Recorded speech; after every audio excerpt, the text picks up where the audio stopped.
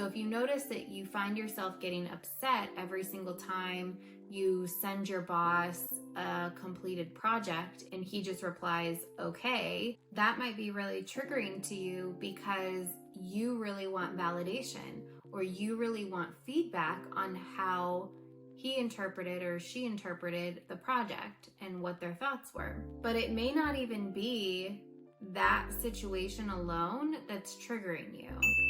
Hey everyone, welcome back to another episode of The Balanced Business Coach. My name is Tony Robinson and I am a life coach for leaders. I teach on all things balance, toxic work environments, how to be a better leader, how to create more balance between personal and professional life, and overall just anything that has to do with work and life. We cover it. Today we're going to be going into a topic that I really love. It is emotional intelligence and why it's so important for leaders to develop their emotional intelligence level. This will not only help you in work, but it will also help you in your personal life as well.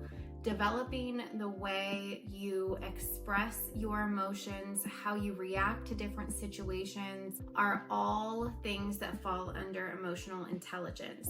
So if you think of your IQ as something that allows you to relay certain pieces of information, certain knowledge, your emotional intelligence is how you're able to communicate your emotions, how you're able to help others control theirs and really express them in a way that is productive rather than hurtful. So emotional intelligence is what we're going to get into today. There are 5 pillars of emotional intelligence, so we'll go through each one and how you can better develop each of those areas. Let's get into it. So again, emotional intelligence is the ability to understand your emotions, understand the emotions of others, and how you express them. People with a high level of emotional intelligence are more likely to understand what they're feeling and be able to name the emotion that they're feeling. They know how that impacts them and what kind of reactions that they will have to that emotion, and also how it impacts others around them. So the first pillar of emotional intelligence is self-awareness. Self-awareness is key to any form of development or personal growth. If you do not know where your shortcomings are or where you could improve, there's never going to be growth in your life. Self-awareness is about knowing how you feel. It's about knowing your strengths and your weaknesses and where you could improve. If you aren't self-aware in the area of emotional intelligence, it can be really dangerous to other people because you can project your emotions onto them. You can react in ways that are either not professional or are just really harmful to other people. It's also important to know how other people could react to your reactions, that not everything is going to be received well, even if you meant well. You not being able to control your emotions could allow other people to feel triggered, and then it causes a much worse situation to happen, either in the workplace or in your personal life. So it's really important to become self-aware of the way you react, what your triggers are, and how you can improve those situations. So the best way to become self-aware and to start developing insights into why you're reacting certain ways and how certain things impact you, and maybe even how you are impacting others with your emotions, is to either journal or meditate. Both of these are really helpful tools to gain insight into what's going on deep down inside of us.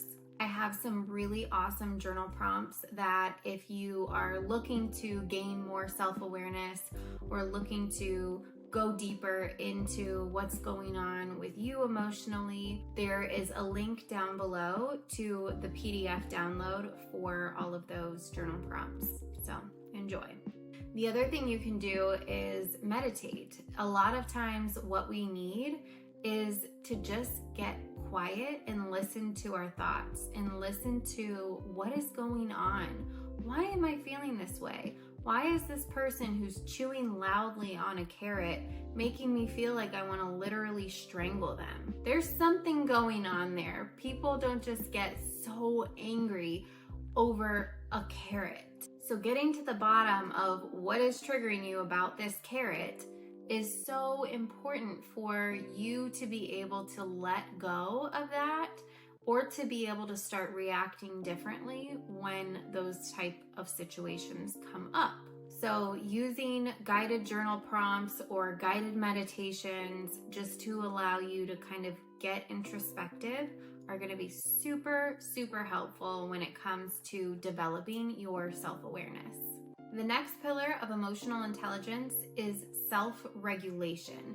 So self-awareness is becoming aware that there may be a problem or something to work on. Self-regulation is being able to do something about that when you feel triggered or some type of an emotional response come up. So self-regulation is about controlling your reactions, not making reactive decisions or quick, hasty decisions, and not compromising your values just because you are emotional about something. Self-regulation is not about suppressing your emotions. It's about knowing how to regulate them and how to work through them without causing harm to yourself or other people. If you feel frustrated about a situation, instead of just pushing it down or ignoring it or just completely sweeping it under the rug, self-regulation is your ability to say, okay, I'm feeling triggered right now. Here are my tools that I have, and this is how I'm going to handle the situation. It's taking a step back and allowing yourself to process the emotions in a way that is going to be productive. So what we want to do in these situations is, again, we don't want to suppress. We don't want to react how we always have. But what we want to do is we want to reframe how we think. We want to look at the situation from a new vantage point. Let's say you're outside and you're laying on the ground and you're looking up at the tree. What you can see from that vantage point is very different than if you were on a hot air balloon looking down at the tree. These are completely different vantage points, and it changes how you think about the tree, how you perceive the tree.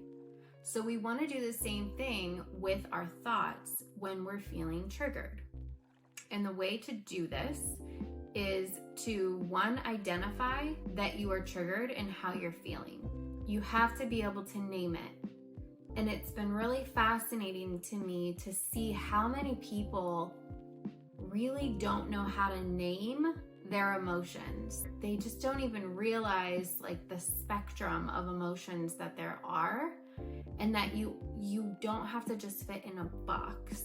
Okay, so the first thing to do with self-regulation is to identify the triggers, identify the emotions that you feel on a regular basis.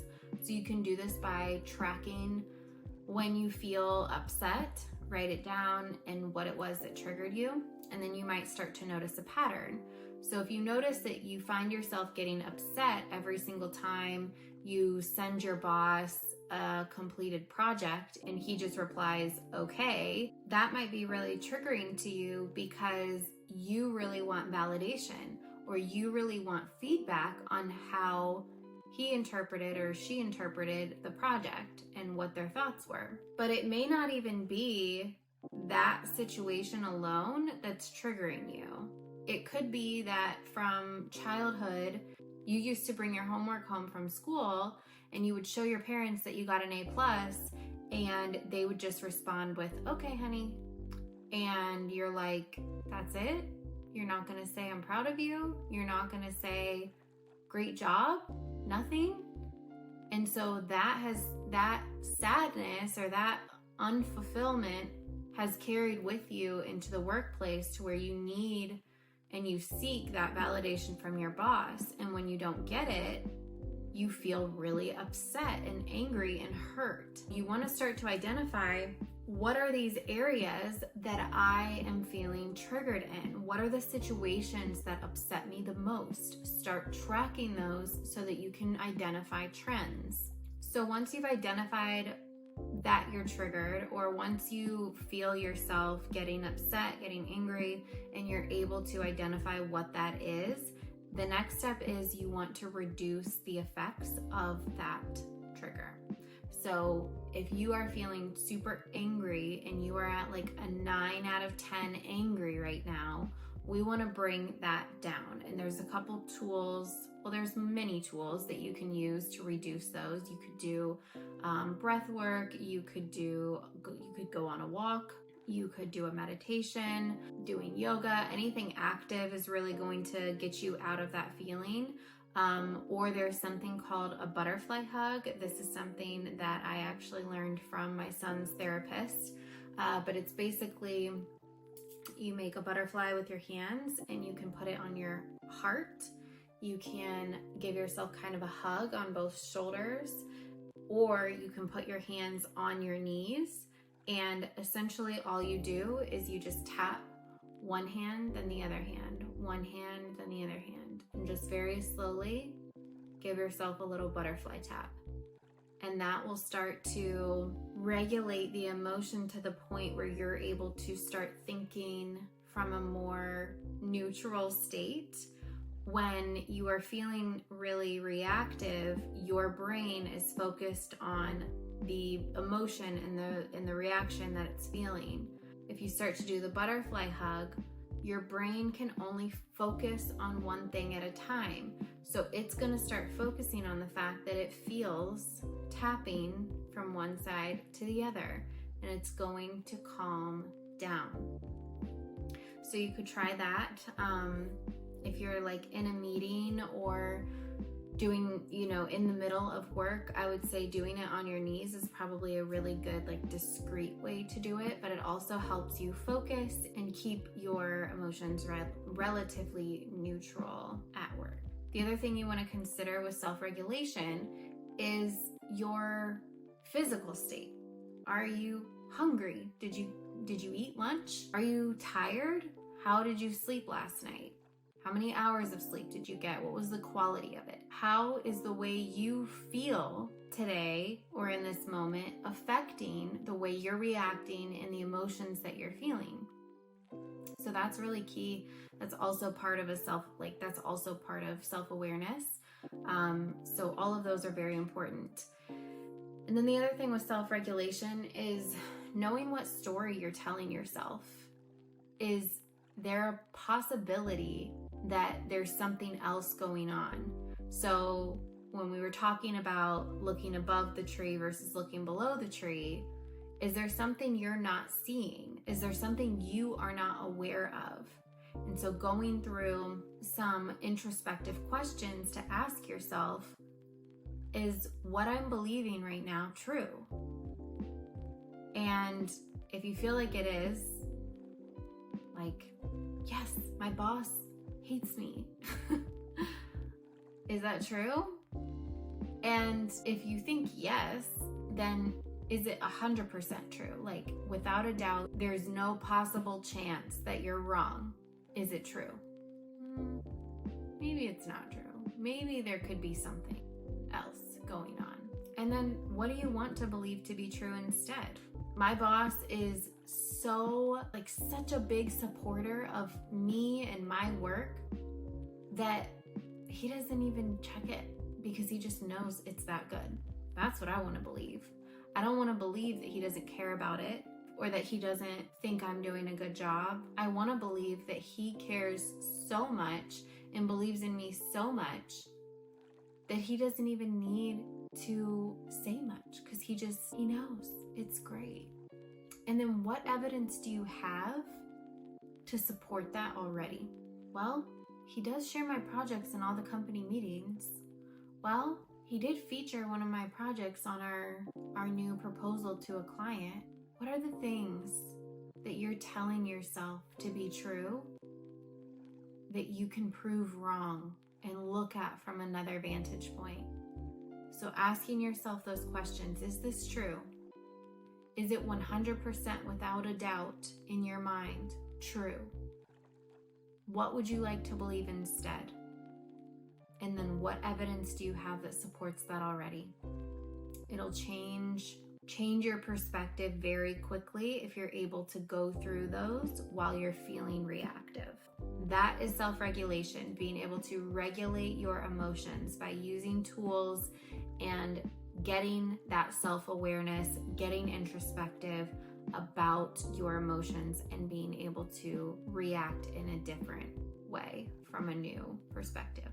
Okay, the next part of emotional intelligence is motivation.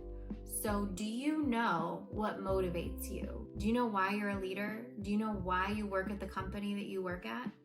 Do you know why you do the job that you do? Do you know why your employees do the job that they do? Do you know what the mission is and the goals are for your department? Do you know why you became a leader in the first place? All of that leads into motivation. Motivation is what allows us to ground into what's important. It allows us to not get stuck in the little situations that happen day to day. It allows us to look at the big picture and step back and be like, why are we doing this? What is really important here? What do we need to be focusing on? How can we stop focusing on this one little issue and get back to what really matters to everyone? The best way to find your motivation and the motivation of your team is to ask them, why do you come to work every day? And they're probably going to say, well, so that I get a paycheck. Why is that important to you? Well, so that I can pay my bills. Why is that important to you? Well, because I need a roof over my head and I need to put food on the table for my kids. Why is that important to you? I want my kids to be safe and be able to not go hungry. Why is that important to you? Well, because I want to see my kids grow up as strong, healthy adults. Why is that important to you? Keep asking, why is it important? Keep asking. And the deeper and deeper you get, the more powerful that motivation is. So ask, why is that important? At least 5 times. If you can keep going deeper and deeper, go there. And then write down what that reason is, why that's so important. Write it down. Then put it on your mirror at home, put it on your desk at work, hang it up, put it everywhere you can, on your phone's background, because having that motivation and that anchor for why you do what you do, having that reminder as much as possible is going to remind you to self-regulate. It's going to remind you to be self-aware and to look at the big picture and not get so stuck in the nitty-gritty details. All right, so we've got 2 more pillars here. Pillar number 4 is empathy. Empathy is being able to put ourselves in other people's shoes. And the way we can empathize with other people, especially if you are somebody who maybe hasn't had a lot of experiences in life, or you're a new leader and you're like, I just don't really know how to resonate with my team. I don't know how to connect with them. So you want to get curious. You want to ask questions. You want to be more interested than you are interesting.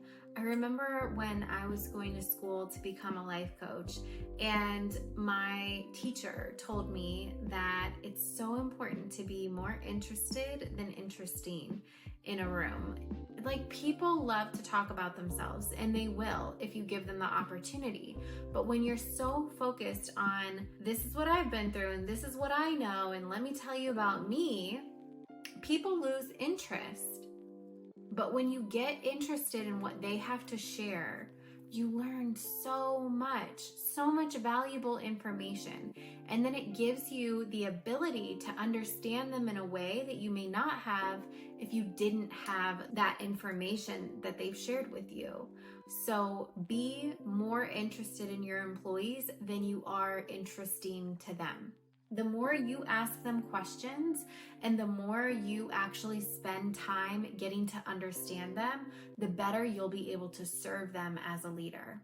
The other thing that's really important to do in order to cultivate more empathy is to get out of your comfort zone, to do things that you aren't typically used to doing, especially if you're someone who has not really left the state or the city that you grew up in, and you just have kind of had the same experiences, the same comfortable life throughout your entire life. It's really important that you understand other cultures, other life experiences, other ways of living that are different than yours. Not because you have to go do those things or live life like that, but it's the only way for you to be able to sort of put yourself in someone else's shoes and to understand where they're coming from and to be able to empathize. So if you can't travel or you're not willing to travel to get different experiences, read books, memoirs, biographies, even documentaries. Like, consume content and information that is different than what you would normally, just to get some new experiences and understanding under your belt. That's going to be so key as a leader, because not everyone is the same and not everyone has had the same life as you. So get out of your comfort zone, get out of your regular environment if possible, and just try some new things. The other piece of that is to examine your biases and beliefs that you have, or any preconceived notions that you have about people or situations in general, trying to change those or give yourself the opportunity to see things differently. And that kind of comes back to when we were talking about self-regulating and asking ourselves those questions of, is this true? So if you see an employee and you think they're kind of lazy, like, you may think, oh, well, they're lazy because they grew up with parents who had a bunch of money. Well, is that true? And like, are you sure it's true? Or is there something else there? So that's when you want to get curious and ask them questions about, like, hey, you're kind of lazy sometimes. And you can say that to your employees, like, hey man, you were kind of lazy on this project. Like, what's that about? And then you can find those motivating factors for them. You can discover what it is that pushes them, because people are normally lazy only when it comes to things that they don't enjoy. So finding that sweet spot for them of, like, what do they enjoy, and being able to put them in a position to do that. And then just a couple more things on empathy. So the first one is paying attention to body language and tone and response of your employees. So if you are in a situation, let's say it's like a department meeting, and you're giving your employees some new information about a change that's coming, and you see them rolling their eyes, that is an opportunity for you as a leader to, again, get curious and ask them questions and get interested about why they rolled their eyes. What is it that's going on with them that made them feel like, ugh, about the announcement that you gave? Giving them the opportunity, maybe one-on-one after the department meeting, and saying, hey, I noticed that you rolled your eyes during the meeting. Like, what's going on with that? Is there something that you're concerned about? Is there something that I should know? Just ask them questions and give them that opportunity to express their concerns. They may not feel comfortable saying it in front of the entire department, but you want to make sure that you are also getting ahead of them going and gossiping or spreading negativity to other people. So, also giving them the feedback of, hey, when you roll your eyes in the department meeting, other people can see that. So I want to make sure that we address our concerns one-on-one so that doesn't continue to disrupt the department. But once you're able to get their feedback, you may be able to understand why they would have done that and improve the situation for them, or improve their level of understanding about the changes, answer any questions they may have. And then the last thing on empathy is just making sure that you're asking your employees for feedback. We can think that we are the greatest leaders of all time, but unless we really ask our employees, like, do you feel understood by me? Do you feel heard by me? Do you feel like I am supportive of you and your ideas? Do you feel like you can be open and honest with me? Making sure that you're giving them that space to give you feedback is going to be really important to make sure that you are doing what it takes to be empathetic towards your employees and understand them on the level that you need to as their leader. Okay, and then the last pillar for emotional intelligence is social skills. So this is all about knowing right place, right time. When is it appropriate? When is it not? It's about knowing how to communicate effectively. It's about knowing how to manage conflicts effectively. It's about knowing how to motivate and inspire and get your employees pumped up for what's going on. It's about setting the example. It's about knowing how to handle every situation the best way possible that's going to lead to a positive outcome. And it's really just about not being awkward or being as less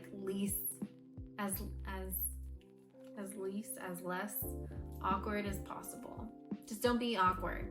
And if you are naturally an awkward person, which I think I can be sometimes for sure, developing your communication skills, practicing speaking to people, not being shy and letting yourself sink into that discomfort and allowing yourself to get comfortable with the discomfort, and just practicing communication, practicing addressing different situations, allowing yourself to receive feedback with like, hey buddy, that joke that you made in that meeting was kind of like not the right audience for that joke. Like, it was funny, but not the right place. Those are the kind of things where you need to be able to be aware of your environment and know what the appropriate reaction and communication is for that environment. So those are the 5 pillars of emotional intelligence. Hopefully this was helpful for you as a leader or an aspiring leader. I really aim to just give you guys tools that are going to make things easier, not only in your professional life, but also in your personal life. All of this is things that you can take away and teach your families. It's the way that you can be a leader in your family unit. It's a way that you can influence your family in a positive way, your friends in a positive way. It's giving yourself the opportunity to become a better friend, a better partner, a better parent. Again, hopefully all of this was helpful for you. If this is something that you feel like you need more one-on-one accountability and someone to talk through these things, learn these skills with, I would be more than happy to assist with that. My contact information and how to schedule a discovery session with me, which is a free session where we talk about how I can help you or whether it would be a good idea for us to work together. All of that is down below in the description. I'm so grateful that you are here. I'm grateful that you made it this far. I appreciate you so much. I hope you guys know how much it means to me to have you here supporting me and my work. So thank you again. Until next time, take care.